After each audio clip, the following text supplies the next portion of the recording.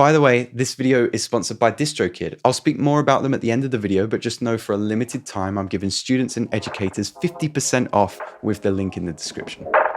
Let's talk about 3 letters that I bear in mind throughout my entire production process, from sound selection to composition, arrangement, and mixing. This is something that I notice so many beginners, intermediates, and some pros forget about when I sit down to coach people on their songwriting.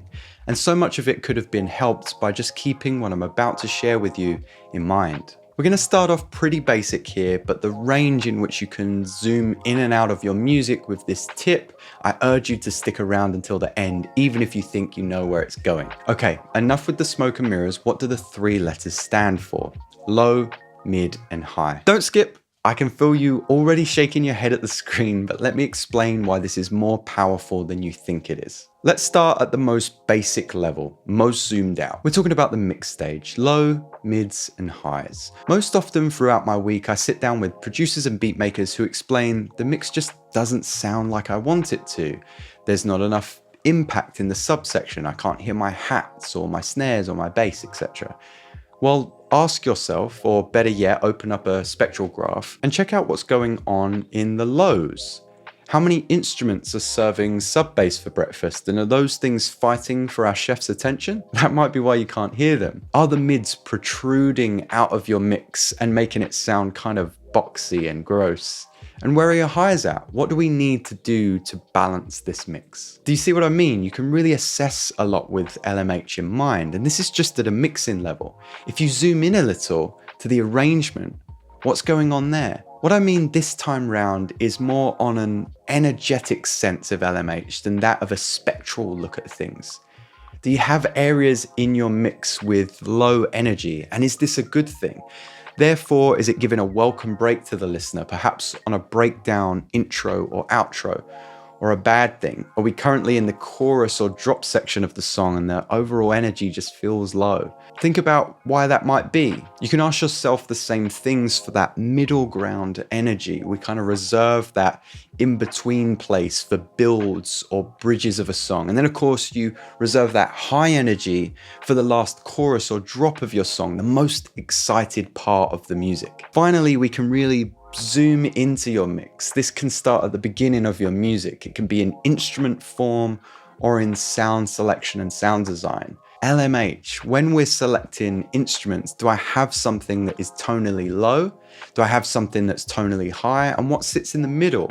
What is my most important element that really needs to shine through that center space?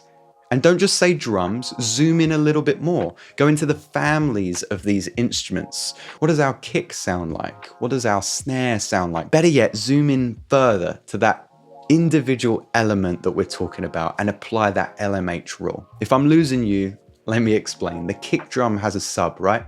And that's important for the low bass thump we're going to feel through the speakers. But it also has a tonal body, a quality of the kick drum that gives it character. And finally, it has an attack. It has this transient hit. In the acoustic world, it's the hammer hitting the skin. That gives it that high, quick blast of white noise. So even if it's in the most finite detail, we have LMH in the kick. The same can go for the snare. The way I built the Kilobyte kit was keeping LMH in mind, some kind of tonally low sounds, some body, and then some noise. A vocal, a bass guitar, pad synths all have LMH. If we had a bass guitar that was just all subs, we wouldn't necessarily hear it, especially if it was a melodic pattern. A subby bass would just make for a muddy sound. We need some medium detail, some tone. If we want the bass to sound good out of smaller speakers like laptops and phones, we may need to add some harmonic saturation to pull out those frequencies.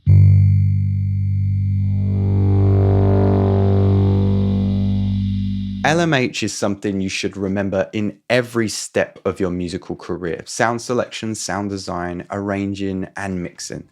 Let me know if this is something that's going to help you moving forward and what you'd like to see in future videos. As always, thank you so much for swinging by, and I'll catch you next time.